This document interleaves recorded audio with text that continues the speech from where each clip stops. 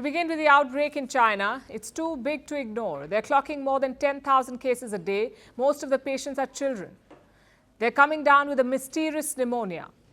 They have infected lungs and fever, but the cause of the illness is still unclear. We don't know exactly what this disease is, and China won't say how many cases there are or how widespread the outbreak is. Unofficially, it's being called a walking pneumonia. Officially, China is not sure what it's dealing with. But here's what we've been able to piece together. It's massive, with thousands of patients, mostly children. There is anecdotal evidence from key hotspots like China's capital, Beijing. The Beijing Children's Hospital is overwhelmed. They're getting 7,000 patients a day. That's the daily average, 7,000 patients. Another hotspot is Tianjin. It's a metropolis in northern China, close to Beijing. Last Saturday, Tianjin reported a big surge, over 13,000 cases in 24 hours.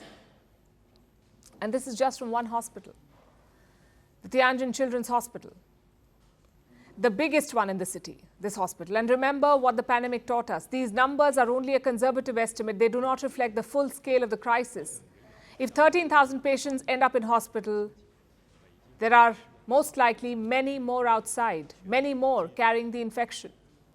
That's the first point to note. The second is this. The outbreak is not recent. It must have begun weeks ago for the numbers to swell like this. And it appears that thousands of patients in multiple cities are now infected in China.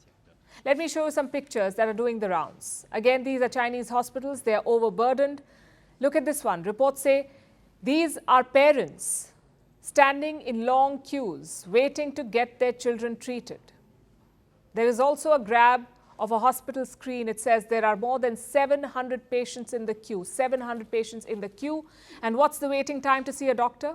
More than 13 hours.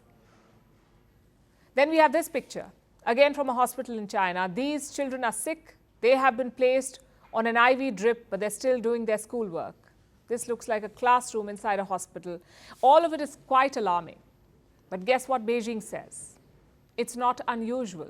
They released a statement to this effect today. It said that they've not found anything unusual. They found no novel pathogens, meaning no new virus or bacteria. China is basically saying this is not a new disease.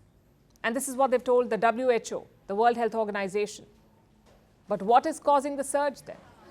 Why are so many children falling sick in China? According to Chinese reports, they're dealing with a perfect storm, a nasty flu season, where multiple diseases are circulating like influenza and Mycoplasma pneumoniae. It is a bacterial infection.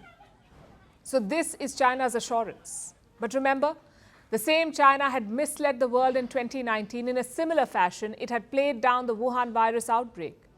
When the virus was spreading rapidly, China insisted there was no human-to-human transmission. They lied to the world, and the WHO took their word for it. It was a mistake that cost the world millions of lives. This time, China has shared some data with the WHO, but some experts say it's not good enough. Like Dr. Krutika Kupalli.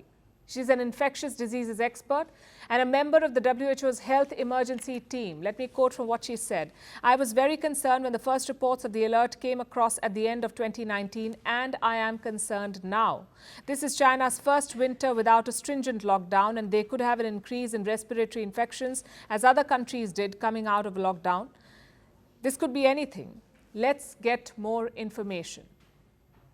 And those last four words are key. Let's get more information. Experts are raising red flags here, and world leaders cannot take this lightly. We need to be vigilant. India, too, is watching the situation in China. New Delhi put out a statement today. It said India faces a low risk from the outbreak in China. Nonetheless, it is being monitored.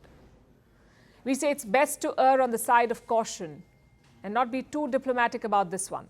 Because the last time something like this happened, the world was thrust into a pandemic. We cannot afford to repeat the same mistakes.